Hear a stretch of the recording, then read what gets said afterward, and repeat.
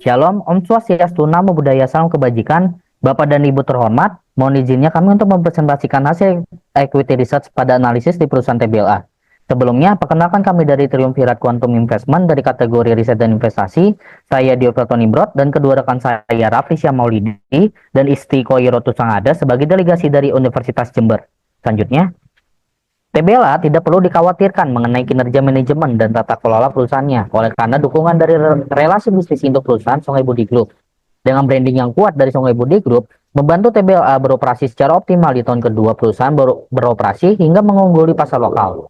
Lalu dengan lonjakan harga saham saat IPO dengan disesuaikan oleh kebijakan korporasi stock split, menandakan sinyal positif dari investor. Selanjutnya, pada strategi perusahaan dengan vertical integration strategi sangat berdampak signifikan bagi perusahaan guna membuat risiko rantai pasokan produksi menjadi terkendali. Dengan strategi hulu ke hilir, TBLA mampu memperluas cakupan pangsa pasar dan menyediakan produk turunan dari crude palm oil serta gula rafinasi. Kolaborasi yang baik antara TBLA dengan Songai Budi Group menjadi faktor pendukung sinergi yang optimal pada aktivitas bisnis untuk bersaing secara global. Selanjutnya, TBLA menunjukkan komitmen terhadap penerapan tata kelola perusahaan yang kuat, tercermin dari mekanisme pengawasan yang aktif melalui pertemuan reguler antara Dewan Komisaris, Direksi, dan Komite Audit. Penguatan integritas didukung oleh sistem pengendalian internal dan whistleblowing yang efektif. Pelaporan keuangan dilakukan secara transparan dan berbahasa, sementara fungsi Komite Audit mencakup manajemen risiko serta kepatuhan. Program CSR disusun berbasis social mapping yang terarah. Namun demikian, aspek transparansi dalam nominasi dan remunerasi serta perluasan sertifikasi ISPO masih menjadi ruang perbaikan untuk mencapai standar tata kelola global. Selanjutnya, pada analisis pembuka di top-down analisis, kami akan melakukan review kilas balik dari tahun 2020 sampai 2021 yang akan menjadi sampel dalam menilai kinerja manajemen TBLA. Krisis perekonomian yang terjadi di masa pandemi tidak menjadi hambatan bagi TBLA yang melaporkan kinerja baik dalam peningkatan laba tahun berjalan di tahun 2020 sebesar 16%.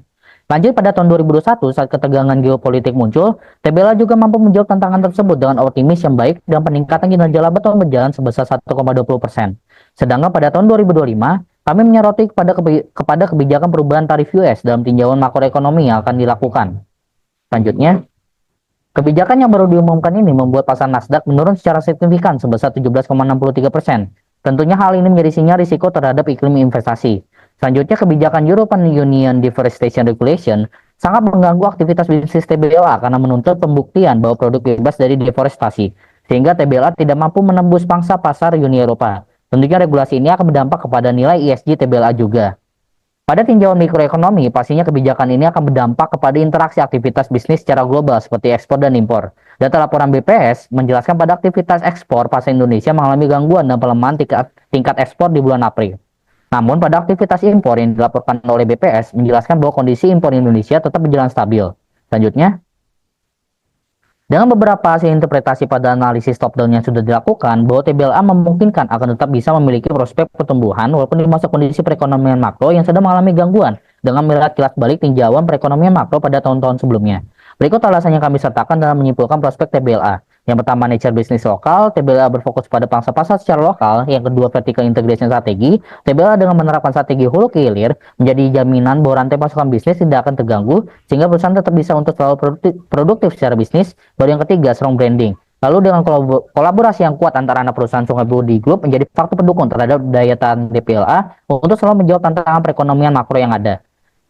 Namun, TBLA sedang berada di prospek perusahaan yang tidak bisa dijamin akan sepenuhnya positif, dikarenakan dengan melihat kebijakan regulasi Uni Eropa yang jelas membatasi lingkungan bisnis perusahaan dalam mendapatkan profit.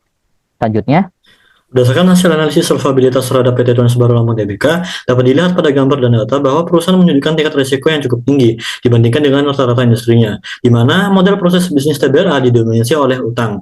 Berikutnya, interest coverage ratio TBLA menunjukkan bahwa laba operasional rata-rata hanya mampu menutupi 0,75 hingga 0,89 rupiah dari setiap 1 rupiah beban bunga. Dengan demikian, PT Tuan Sebaru Lampung Tbk memiliki tingkat risiko utang yang tinggi. Berikutnya, secara likuiditas, TBLA membutuhkan rata-rata 2 bulan untuk menghasilkan uang dari proses bisnisnya, lebih lambat dibandingkan pesaing yang hanya memerlukan 1 bulan. Kondisi ini diperburuk oleh lamanya perputaran persediaan, yakni 3 hingga 4 bulan hingga terjual di pasar. Berikutnya, Rasio likuiditas hanya menunjukkan setiap Rp1 utang jangka pendek PT Beras Baru Lampung Tbk, aset liquidnya hanya mampu mencakupi 0,4 hingga 0,8 rupiah saja, sehingga TBLA dinilai kurang mampu melunasi utang jangka pendek dengan aset yang paling liquid sekalipun. Secara komparatif, rata-rata industri sawit, aset liquidnya hanya mampu melunasi utang jangka pendek 2 hingga 3 kali lipat setiap Rp1 utang jangka pendeknya. Berikutnya, Profitabilitas TBLA menunjukkan tantangan struktural dalam efisiensi operasional dan manajemen. ROA yang konsisten di bawah rata-rata industri mencerminkan rendahnya efektivitas pemanfaatan aset. ROA sejak 2022 mengindikasikan lemahnya kemampuan menciptakan nilai bagi pemegang saham. Tekanan pada JPM menunjukkan efisiensi biaya produksi yang belum optimal, sementara stagnansi NPM menandakan struktur biaya belum mendukung laba bersih yang maksimal. Kondisi ini menegaskan perlunya reformulasi strategi untuk memperkuat daya saing dan keberlanjutan jangka panjang. Selanjutnya, Analisa yang dilakukan pada aset perusahaan bahwa diketahui aset TBLA pada tahun 2024 didominasi oleh proporsi dari aset tetap sebesar 51% dari total aset. Kami menyimpulkan bahwa kondisi struktur aset TBLA dapat dinyatakan positif dengan prospek tingkat produktif yang baik. Aset perusahaan juga terlihat terus bertumbuh.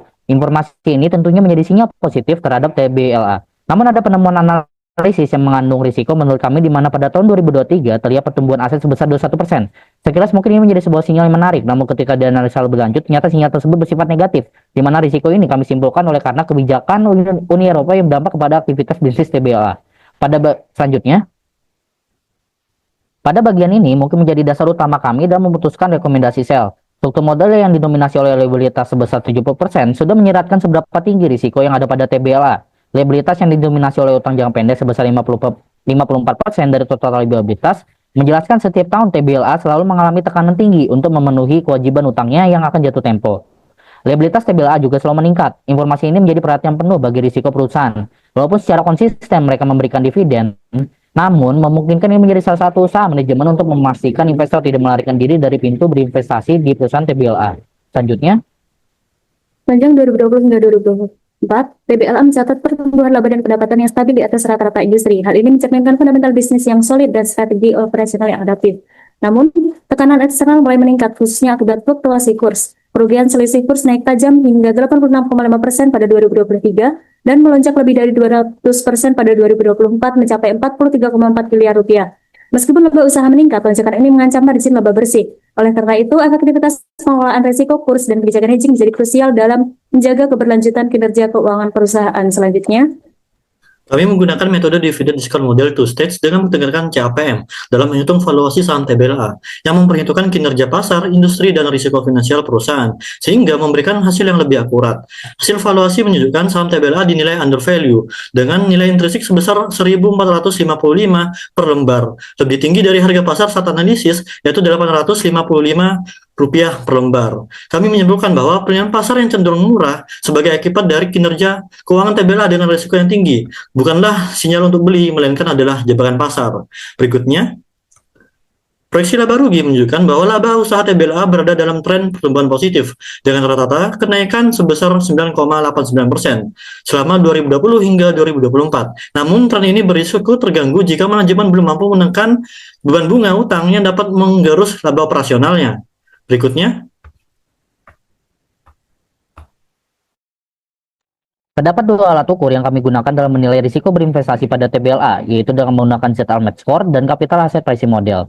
Pada hasil perhitungan Z-Almed Score yang dilakukan bawah rasio menunjukkan hasil pada TBLA selalu mengalami penurunan dan juga berada di area gray zone.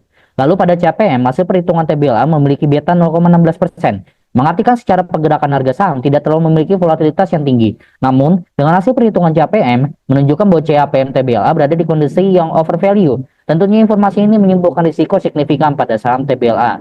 Selanjutnya, beberapa poin kesimpulan dari analisis yang kami lakukan mengenai identifikasi risiko sudah disajikan pada tabel tersebut. Kami menyimpulkan dalam pemetaan risiko dengan menggunakan risk matrix, yaitu sesuai yang kami sajikan pada grafik risk matrix tersebut. Selanjutnya, kami merekomendasikan sell terhadap saham TBLA karena profitabilitas perusahaan cenderung menurun pada periode 2020 hingga 2024, didukung oleh siklus perputaran kas yang lambat serta dominasi struktur modal oleh utang, lemahnya kemampuan melunasi utang jangka pendek dengan aset yang paling liquid, dan tekanan global, yaitu regulasi Uni Eropa serta tarif resiprokal untuk memperkuat analisis ini. ya sekian presentasi dari kami. Terima kasih.